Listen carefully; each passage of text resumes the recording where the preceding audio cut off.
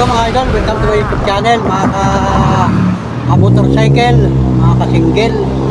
Ito na, yung ating Honda Click 125. So welcome muli sa ating YouTube channel, Manolo Official.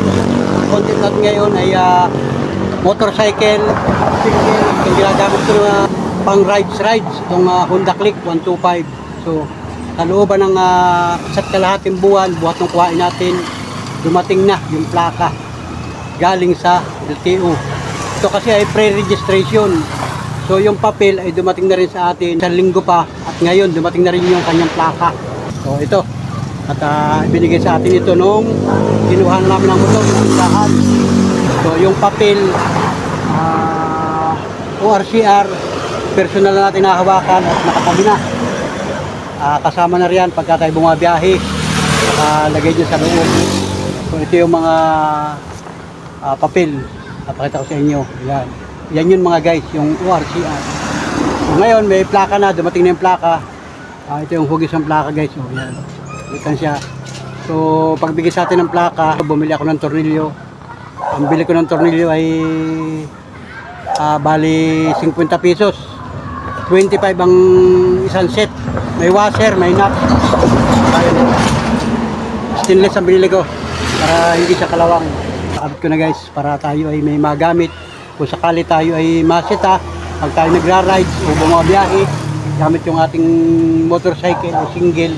Meron na tayong ipapakita na ORCR papel, at saka siyempre may plaka na, so para legit. At kailangan siyempre pag ikay babiyahe mayroon kang driver license professional.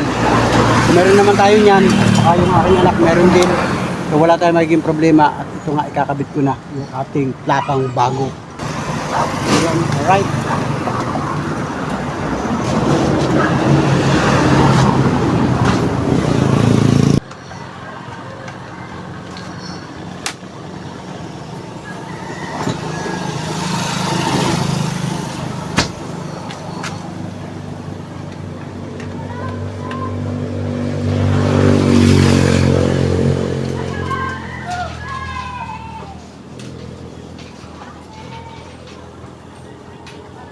So, ito pala mga idol ay plastic lang ito, plastic. Pinakang kinakabitan. So ito yung nakalagay dito, yung kuhain natin. Yan, yung nakalagay dito. Yung sa company, sa tindahan. So ayan, plastic naman ito, matibay. So yung gagawin ko pala ay palasin ko muna ito. May nut ito guys.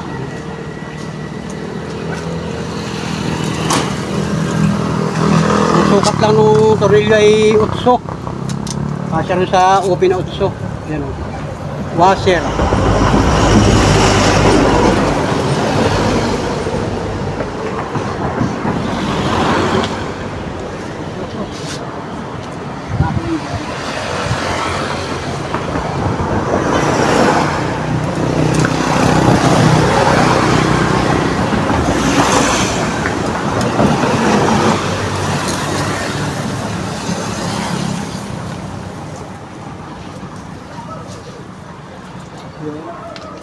Aba ko na sa lupa. Tanggal natin yung plastic guys.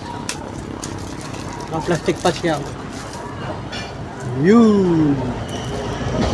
May pangalan pa. Maliit lang siya. Yung registration nito, gaganyan ko. Yun, sukat na sukat pala oh. Tamang-tama oh. Pampatibay din ito guys. Kasi nakikita ko dun sa mga ng mga single dyan, mga motorcycle. Pagka basta ganito lamang, napupunit dito sa tornilyo. Napupunit, kauga ng kauga. Saka dito, kauga ng kauga, napupunit. Minsan kasi naka-encounter ako na may napulot kami dyan ng ganito. Ay wala rin mag-claim. Siguro malayo ang pinanggalingan nun. Saka ibang mga kasamahan ko na tricycle driver, nakakapulot ng mga ganito. Nahuhulog. Ang problema, napupunit dito. Napupunit, kaya kailangan matibay siya o patibayin natin. Kaya ang gagawin natin ito, ikakabit natin ito mas matigas kasi ito yun, para mas tumibay lalo siya. Ano, Para hindi siya, gumaganyan kasi, dumadawig kasi yan eh. Ayun, o yan, sukat na sukat pala, mas matibay siya. Mas maganda sana ito kung maipasok dito. Magkakaroon ng nut dito. Para tumibay, ano, di ba? O, i-comment nyo dyan ha kung tama yung ating ginagawa ha guys. Yan. Mas matibay siya. So, pansamantala, ganito muna ating gagawin. Pantay na pantay siya. Oh. Pag pantay na pantay, ang problema, yung butas.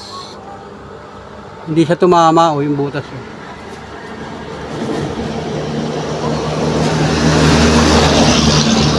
So, kailangan, ang babawasan ko ay ano yung butas to. Oh.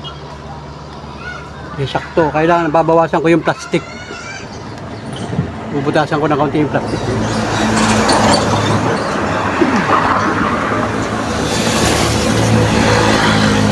Para pumasok ito.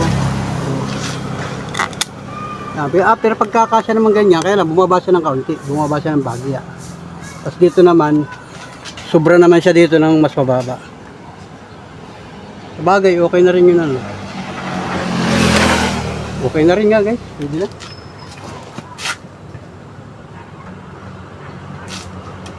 Yun. So meron siyang washer. Yun. Bumili din ako ng washer.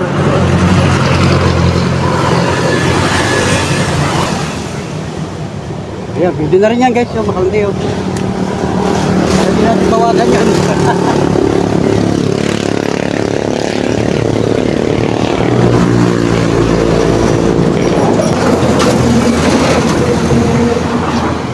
Para diretso kabit na. Yun, napakadali lang gamitin kabit dito. Tapos sa ilalim may washer ring. Ilalim may washer ring.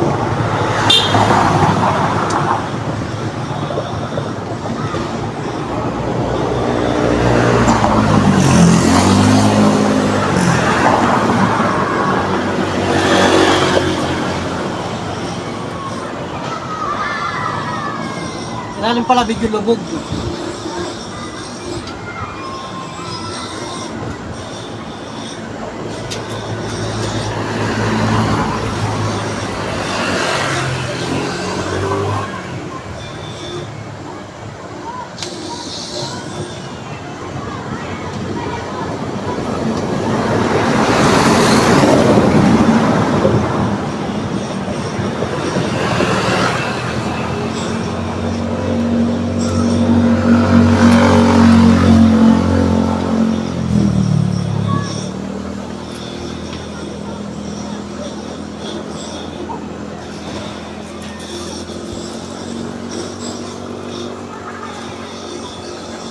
Yun, ayos na guys. Nakakabit na siya.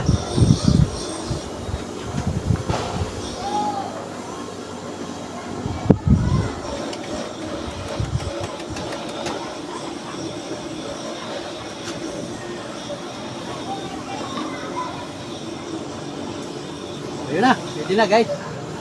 Nakabit na siya. So, pakita ko sa inyo guys. So, ayun mga idol, mga ka-motorcycle. Ayan o, nakakabit na. O, di ba? So, higpitan ko na lang yan. Ang gamit natin ay open na, ano ba ito, 8. Yung maliit lang siya guys. So, ito lang yan o. Dahan-dahan lang guys. Yan. Bago pa yung ating nut, kaya medyo lumalaban siya. Ayun. Tapos ay dito naman sa kabila. O, yun. Saka na lang ito palitan pagka medyo naluluma na. Yan. Kasi dapat talaga hindi ito matagkal. Kasi baka hindi niyo alam guys, yung may mga motor na ganito, wag na wag ninyong mawawala itong plaka na ito. So kasi pag ito nawala o nalaglag at hindi niyo na nakuha, nako, magkakaroon kayo ng violation. Kailangan pa ninyo magpa-affidavit of loss, magkaroon ng bagong certification. Napaka-proseso. Mahihirapan kayo pag kayo nasita, nahuli. Halimbawa ito nalaglag o nawala, nahulog, nakaw, malalaman mo ang problema, proseso. Kaya dapat talaga ito ay naka-secure. O lagi ninyong tinitignan kung maluwag na ba o nasisira na ba yung plaka. Kailangan lagi siyang malinis. Kasi napakahirap guys pag hindi nawala. Kaya ayan o, hinihigpitan ko lang yun, lumalaban yung nut o. Bago pa siya eh. Kaya kahit hindi mo kontrahin doon sa ilalim, yung ilalim naman niya guys ay ganun o.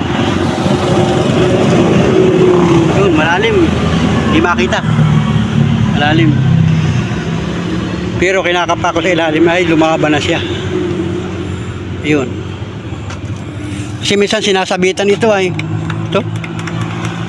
Sa mga siksikan, nasasabit ito. Minsan nababaklas yan. Nakikilo. Yun, lumalaban siya. Yun, naigpit na guys. O yun, lumalaban o. O yun. Wala na, maigpit na. Kasi meron diyang washer sa kabila. Kabi-kabila ay may washer. Yun, lumalaban pa ito isang ito.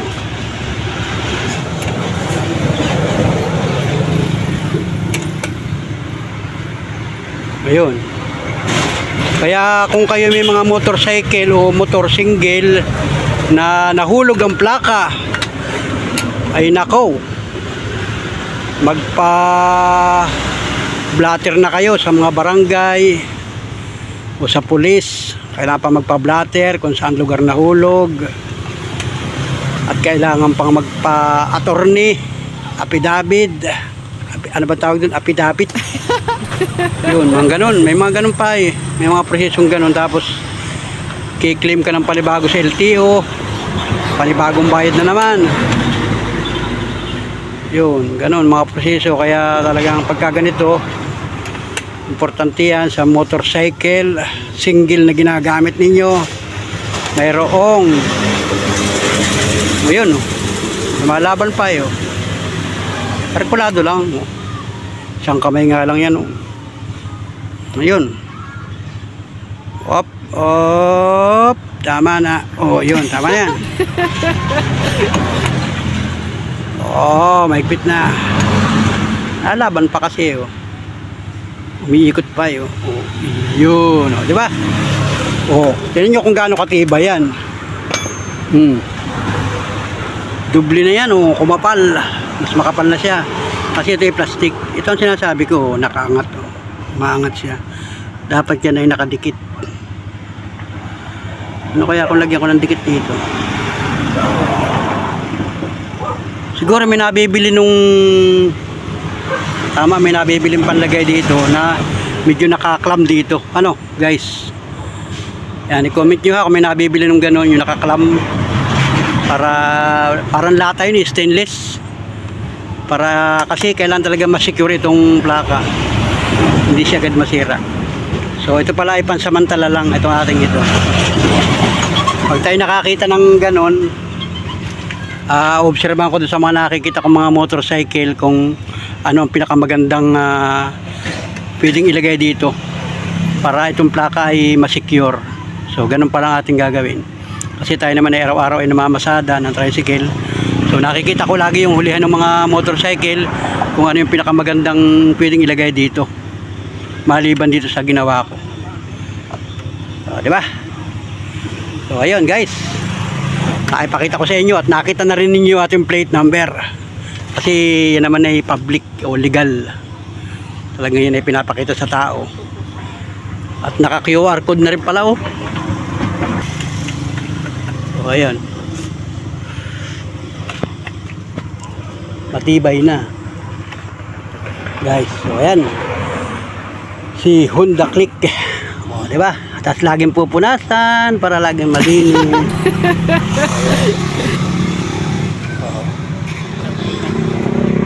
Yan na, matibay na. So ayun mga guys, mga Panula friends, mga ka-motorcycle, ito na si Honda Click ay rehistrado na. Meron na siyang papel o RCR, hawak na natin. Xerox nga lang yung daladala natin dyan. At siyempre meron na siyang plaka. Ngayon ko lang nalaman, ang validity pala ng rehistro ng ganitong private motor ay 3 years. 3 years na pala. So buhat ngayong 2026, bibilang tayo ng 3 taon bago tayo magre-renew ng rehistro nitong single. Ganun pala. So ibang iba sa tricycle guys. So para sa kabatiran ninyo, baka kayo ay expired na, baka yung ginagamit ninyong motor ay expired na, aba napakahirap guys. Baka kayo magka-problema, kailangan ay i-rehistro. Saka mahigpit na ngayon ang mga patakaran sa mga ganyang motorcycle. Kailangan talaga hawak mo yung ORCR. Yung CR ang kailangan hawak-hawak ninyo. Kahit Xerox. Kasi pagka nagka-aberya at nasita kayo ng mga enforcer, yun ang hahanapin sa inyo. At syempre, kailangan driver license. Yun. Kasi sa panahon ngayon, napakarami ng mga motor sa kalsada, saan mang bayan, napakarami ng motor ngayon. Kaya kailangan ay meron kang maipapakita na ORCR at saka lisensya ng driver. Yun. Kasi usong-uso na ang mga motor na ganito ngayong panahon na ito. Alright, okay naman yan, basta tayo legal, wala maging problema. Kasi hindi maiiwasan, maraming enforcer na galing sa government. Sila kasi yung authorized na manita o mag-inspeksyon ng mga ganitong motorcycle na ating ginagamit. Yun. Alright. So yan ay kinuha natin ay pre-registration. Kasama na dun sa down payment natin na ibinigay. So ayun guys. Yan ang proseso ng ating ginagamit na motor. Honda Click yan. Diba? Ganda. Ganda ng formahan. Yun. Ito yung helmet dito ko nilagay. Ayun.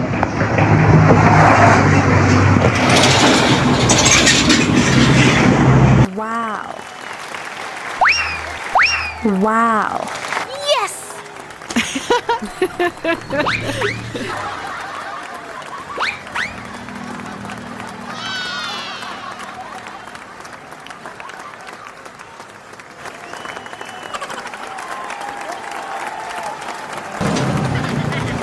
So ayun mga idol, at salamat sa mga kaboto at nakasubaybay, nakatubaygay sa aking simpleng vlog. Pinakita ko sa inyo yung rehistro ng ating motorcycle, ORCR, at saka siyempre bagong plaka ng ating motor. Sige, dating na.